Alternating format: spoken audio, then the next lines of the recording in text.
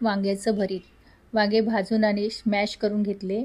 पॅनमध्ये तेल टाकलं, त्यामध्ये थोडी तीळ टाकायची आणि कांदा टाकायचा आणि छान व्यवस्थित भाजून घ्यायचं आणि त्यामध्ये टमॅटो टाकायचे, ते पण हे व्यवस्थित परतून घ्यायचे. टमॅटो पूर्ण परतले की त्यामध्ये थोडं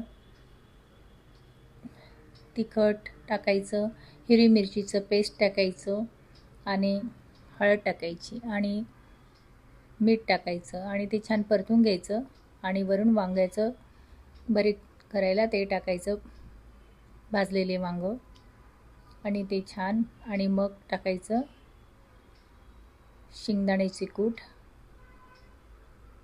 थोडं 5 मिनटं झाकून ठेवायचं आणि काढायचं. आपलं वांग्याचं भरीत तयार झालेलं आहे. भाकरीसोबत खूप छान लागते. मी भाकरीही केल्या.